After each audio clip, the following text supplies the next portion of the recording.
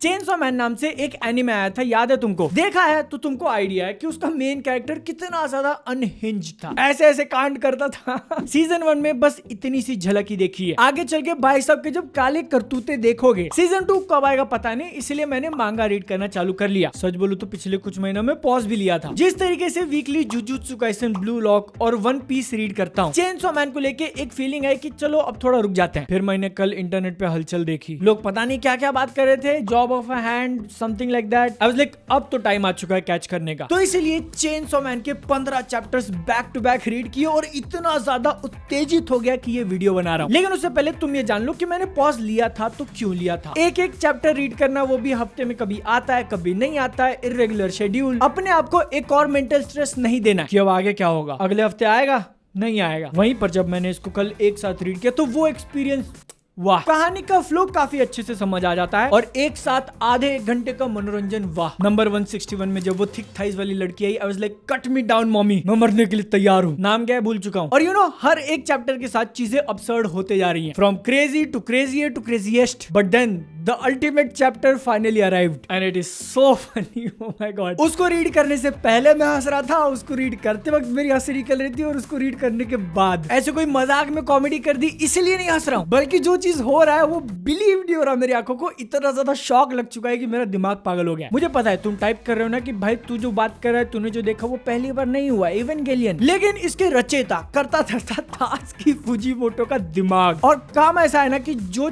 चीज उन्होंने दिखाई है और जो नहीं दिखाई है वो बहुत सारे टाई हैं, you know what I mean. और अडल्ट्स मांगा भी नहीं अचीव कर पाते होंगे in terms of the feel, the steaminess. ऐसा मैं अज्यूम करता हूँ क्योंकि मैंने ज्यादा देखा रीड नहीं किया, नहीं इसलिए सिर्फ अजम्पशन, अच्छा बच्चा हूँ। जिस तरीके से चेनसॉ मैन के मांगा को ड्रॉ किया गया, एक तरीके से फिल्म को रेप्लिकेट करने की कोशिश की जाती है, जिसमें आप फ्रेम बाय फ्रेम चीजें देख रहे हो। कभी कभी अगर कोई कैरेक्टर ऐसे चल के जा रहा है तो उसके 3 फ्रेम होंगे छोटे छोटे। वहीं पर इस पूरा चैप्टर 167 का ऑलमोस्ट हाफ हम लोग सिर्फ उस एक सीन के ऊपर बिताते हैं। 11 ग्लोरियस पेजेस डेडिकेटेड किए, जिसका हर एक पैनल टाइम के साथ बड़ा होते जा रहा है। साथ में चेनसॉ मैन की दुनिया का जो पूरा कॉन्टेक्स्ट है, जिस तरीके से वो सेटअप है अपना मेन कैरेक्टर, भले ही सीन के अंदर कोई जोक या मजाक नहीं डालो लेकिन वो अब्सर्डली फनी हो जाता है। और इसको रीड करने के बाद मेरे साथ साथ मेजॉरिटी लोगों के दिमाग में यही क्वेश्चन आया होगा कि वो लोग इसको एनिमेट कैसे करेंगे, how are they going to come and show it. एक वो चाइनीज सेंसरशिप वाला मीम देखा था, एनिमे के अंदर किसी कैरेक्टर के चेहरे या बॉडी पे खून लगाए तो उसको रेड के बदले व्हाइट कर देते थे। वो व्हाइट मीनिंग हालात जज्बात सब बदल जाते हैं। यहाँ पर तो वो पहले से व्हाइट है, तो फिर अब चाइना वाले क्या करेंगे, रेड।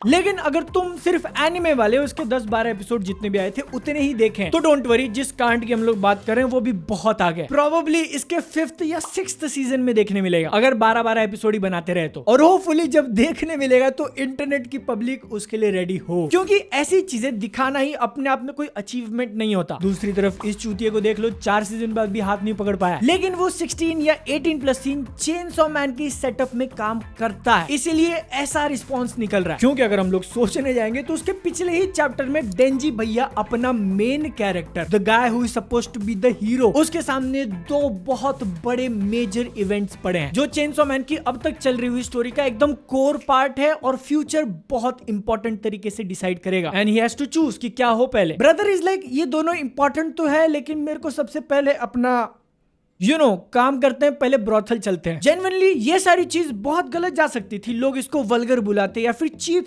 ट्रिक्स यूज किए जा रहे हैं ताकि ऑडियंस को एंटाइस किया जाए, बट नहीं। चेनसॉ मैन में ये काम क्यों करता है, इसका आंसर ढूंढने के लिए तुम डेंजी के कैरेक्टर को ही देख लो। He has been a horny lad, इतनी कि अब्सर्ड वर्ड भी छोटा पड़ जाए, उसके ऊपर जाके अम्यूजमेंट होने लगे कि भाई क्या इंसान है ये। सीजन 1 में तुमने देखा है कि he wanted to feel some titties, got them, wanted to kiss, got them, and now brother 2 बे सुपर मूव कर चुके हैं। क्या चेनसॉ मैन खत्म उस पॉइंट पे होगा when he finally gets laid, कर लिया द एंड। डेविल और डेविल हंटर्स तो हमेशा के लिए रहेंगे, उनकी लड़ाई जारी रहेगी, बस ये कहानी खत्म। तो ये चीजें चेनसॉ मैन स्टार्टिंग से ही सेटअप करते आया है, लेकिन तुम अगर सोचोगे तो हर बार जब उसको अपने जीवन में ऐसा कोई एक सुख मिला है, हर बार फ्यूचर में जाके भाई का कटा ही है। हर बार माँ की माँ ने बोप दिए, गांठ ले ली, हिमेनो सेनपाई ने पप्पी लिया, उल्टी दे दी। इसकी कहानी डेंजरसली क्लोज आ चुकी थी खत्म होने के, जब आई पैच गर्ल ने ऑफर किया था कि वांना डू इट। साले ने मना कर दिया था, विच शोज कि हाँ उसके अंदर थोड़ा कैरेक्टर है, but now job of a hand मिला है तो क्या प्राइस पे करेगा वो। अब तक मैं मेजर स्पॉयलर्स की बात नहीं कर रहा था, लेकिन जो मांगा रीडर्स है उनके लिए भी काफी कंफ्यूजन है। पैनल्स को इस तरीके से ड्रॉ किया ना कि देयर इज अ हिंट, जिसने डेंजी को वो सुख दिया कौन थी, डेविल या इंसान। और चैप्टर ऐसे पॉइंट पे खत्म हुआ है कि आगे को लेके बहुत सारे क्वेश्चंस है। डेंजी कैसे रिएक्ट करेगा, उसकी नई महिला मित्र कैसे रिएक्ट करेंगी, और जो मैंने प्राइस पे करने वाली बात बोली उसके लिए तो रेडी रहना चैनल को सब्सक्राइब करके।